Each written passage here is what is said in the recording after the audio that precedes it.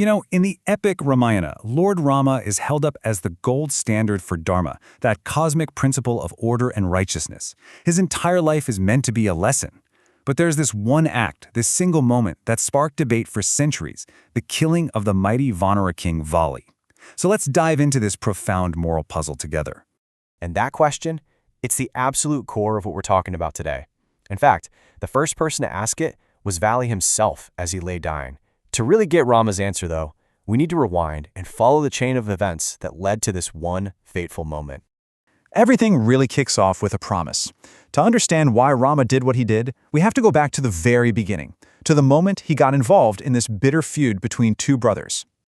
So, picture this. We meet Sugriva, Vali's younger brother, who's living in exile, just terrified for his life. He's heard about this famous prince, Rama, but honestly, he doubts anyone, and I mean anyone, can stand up to his brother's incredible power. He needed some serious proof.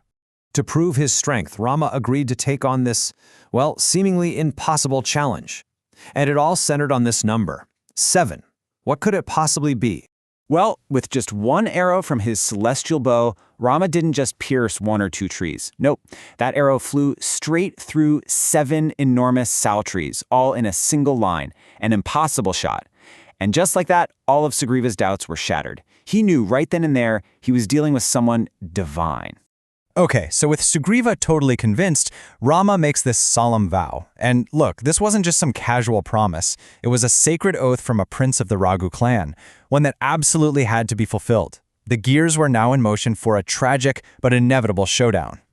So, the pact was made. But the first attempt to bring VALI to justice, it went completely sideways. And for a reason you might not expect. Let's head to the gates of Kishkinda and see what went wrong. So, feeling pretty confident with Rama backing him up, Sugriva marches right to the capital city and lets out this massive roar, challenging his brother. And Vali, ever the proud warrior, storms out immediately to meet him. The fight was on. Now, Rama is watching from a distance, bow drawn, ready to intervene. But he hits a huge snag. He couldn't shoot. Why? Because the two brothers were identical. I mean, complete lookalikes. Same face, same build. They even fought the same way. There was no way for him to be sure he wouldn't hit his own ally, Sugriva. And the result? It was a catastrophe for Sugriva. He got absolutely thrashed and had to literally run for his life, probably feeling totally betrayed and confused. Because Rama had to protect his ally, this first attempt was a complete failure. But Rama comes up with a simple and honestly brilliant solution. He takes this garland of beautiful Gajpushpi flowers and puts it around Sugriva's neck. It would be a clear, unmistakable marker in the middle of a chaotic fight, making sure his arrow found the right target. All right, so the plan is in place. The marker is set. The stage is ready for the final, fateful showdown. Sugriva heads back to Kishkinda, his confidence totally restored. This time, though, Vali's wife, Tara, who is incredibly wise, by the way, she pleads with him. She senses something is off. I mean, for Sugriva to come back so fast after that beating, it could only mean one thing. He wasn't fighting alone anymore. She begged him not to go. But Vali, just blinded by his own pride and arrogance, he just laughs it off. He can't even imagine a being in any of the worlds who could possibly be a threat to him. And that hubris, that right there was his fatal flaw. The battle rages again. And just as Vali gets the upper hand, about to land the final killing blow on Sugriva, bam! An arrow, moving like lightning, strikes him square in the chest. The invincible king falls to the ground.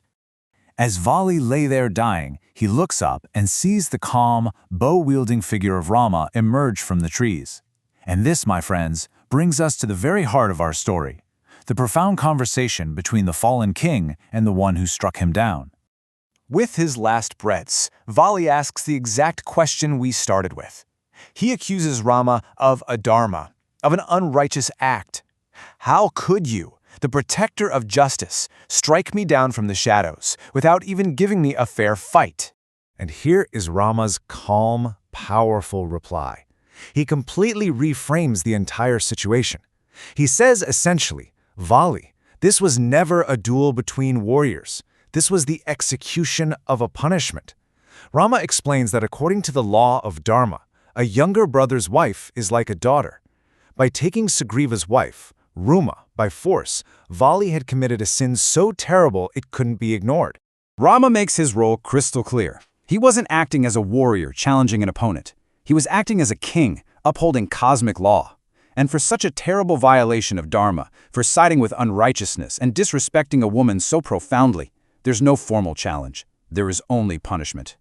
And hearing these words from Rama, everything changes for Vali. His anger, his pride, it all just melts away. He finally realizes he's in the presence of the divine preserver of the universe. He completely surrenders, placing his own son, Angad, into Rama's care. And in that moment of surrender, he attains salvation, passing away peacefully. So we come full circle. Was it an unrighteous act, or was it divine justice? The story seems to suggest that to protect the greater cosmic good, sometimes the methods used can look questionable from our limited human point of view. It really leaves us with a big thought to chew on. To uphold righteousness, are the conventional rules sometimes meant to be broken?